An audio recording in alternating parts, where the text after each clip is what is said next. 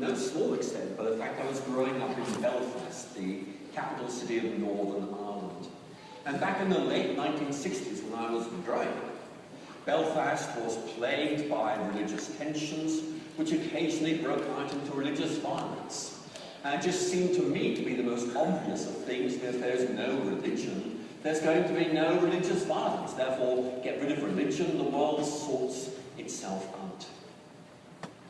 And I certainly took those views very, very seriously.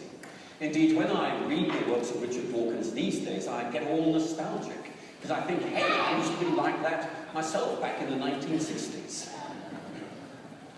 But although I thought this was absolutely secure, I was beginning to have doubts. Seeds of doubt were being planted in my mind. Was it really that simple?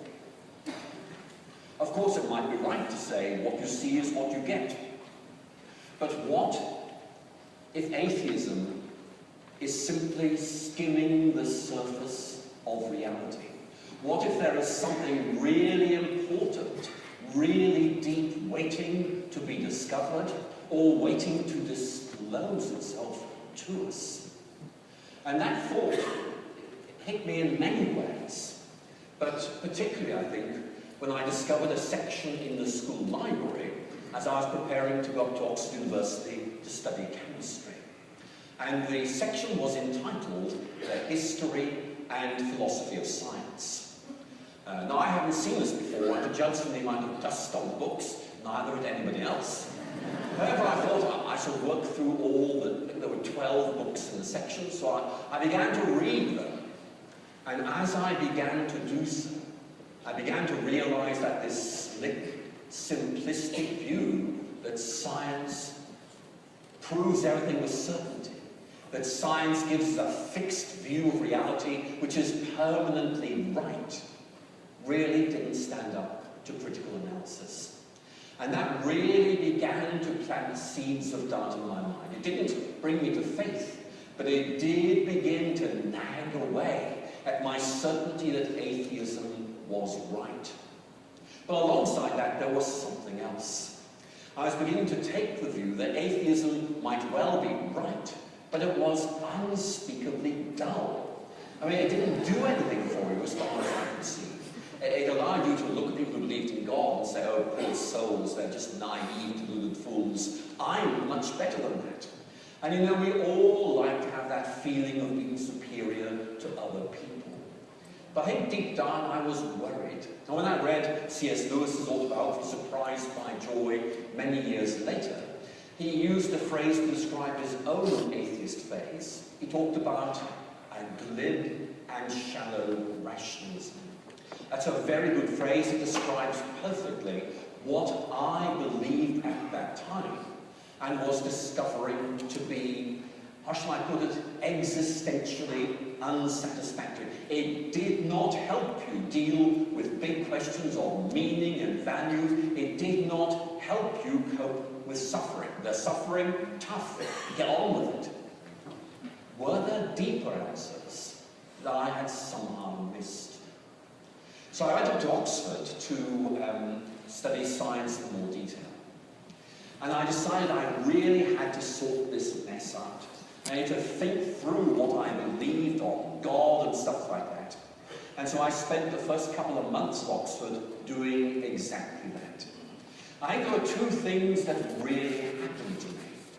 One was I began to realize that atheism was much less intellectually rigorous than I had thought. I just naively assumed that any thinking person is an atheist. End of discussion. But as I began to look at it in more detail and talk to people who were not atheists, I began to realize there were a lot of unanswered questions that really opened up much more interesting possibilities. I also began to realize that atheism was a faith.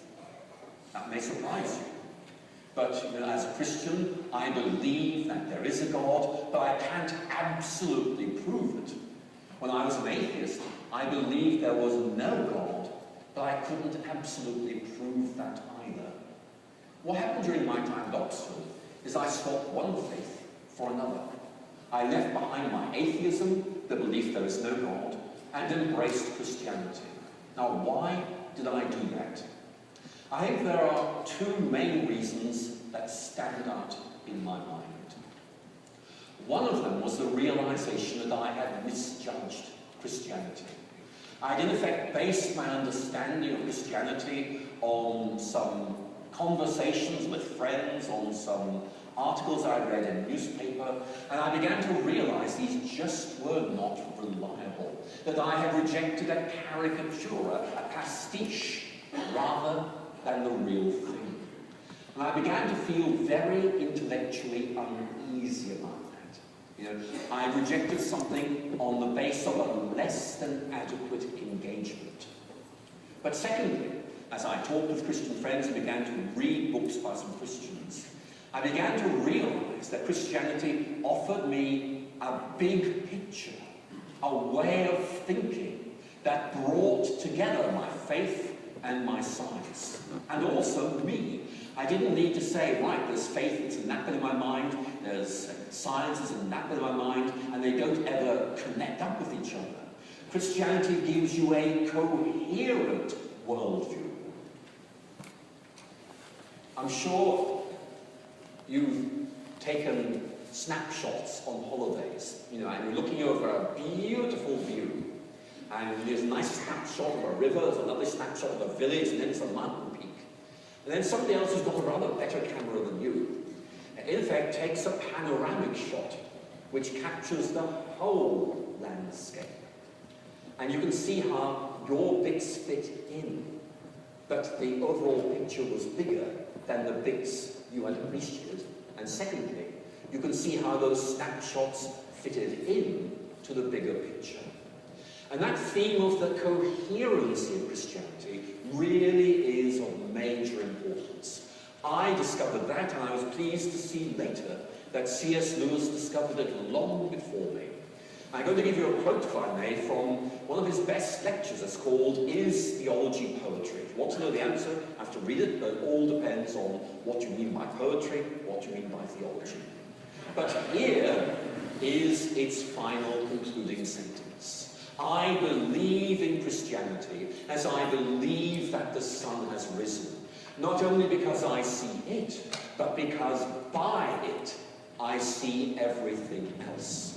And what Lewis is offering us is a vision of Christianity as something that makes sense, that discloses coherence. It's like the sun rising on the landscape, which is happening outside the windows, as you can see. It burns off the mist, you can see further than is otherwise the case. And what Lewis is saying is that Christianity makes sense. It makes sense of who you are. It makes sense of what's wrong with you. And even more wonderfully, it says we can do something about this and get started all over again. And I discovered Christianity in that first term at Oxford. And although I've grown in my faith since then, those fundamental themes have remained very important to me.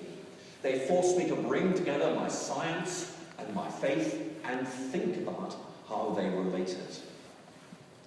Now, all of this, in many ways, is a lead-in to our reading from Philippians chapter 3. And Paul, in this, is talking about the sheer excitement of the gospel. And those of you who've looked at Philippians in detail will know it's one of those letters where Paul isn't angry about something. And so we have almost like a mellifluous account of the Christian faith, in which he accentuates the positives. And the passage I chose to have read to us makes these points beautifully. And these resonate very, very strongly with my understanding of faith. The first point that Paul makes is this. Look, I was a good Jew. I did everything right, but it didn't help. What Christianity does is devalue the coinage of Judaism. It says that doesn't work, it's not valuable. It's not cultic purity, it's not works righteousness, it's trusting in Jesus Christ and embracing him. And I think is a very important point for understanding Paul here.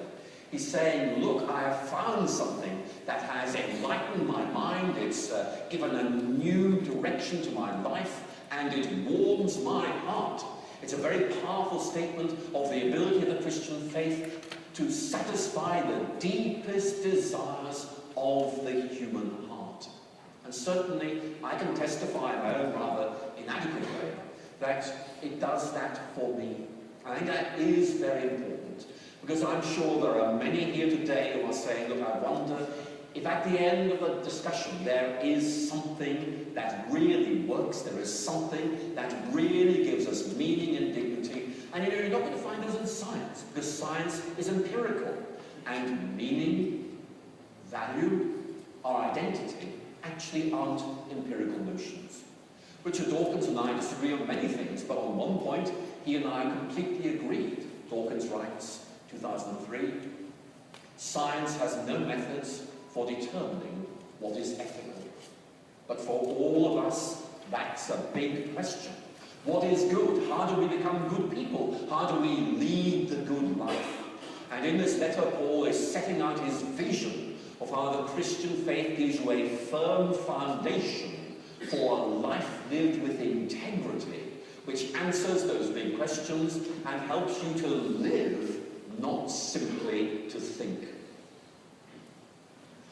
And I think he also makes another point, which I found a very helpful corrective to a trend of thinking in my own life. It's there in secular culture, and many of you will know this as well. Many of us judge ourselves by our professional standing. I'm a professor at BU.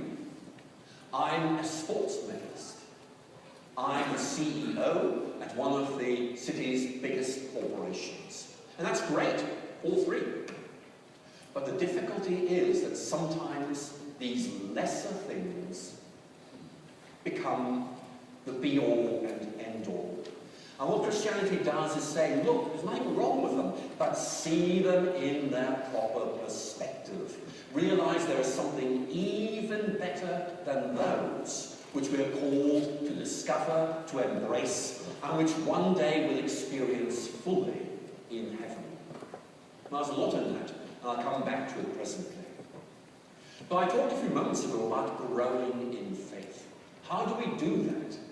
I want to suggest that all of us can benefit from having what I'm going to call spiritual mentors. You might want to use another phrase, but basically it's someone you read or talk to who seems to make sense and helps you move on. I was converted in 1971, and I was thinking through big questions and getting somewhere, but aware I wasn't getting far enough. And a friend of mine said, Alistair, read C.S. Lewis.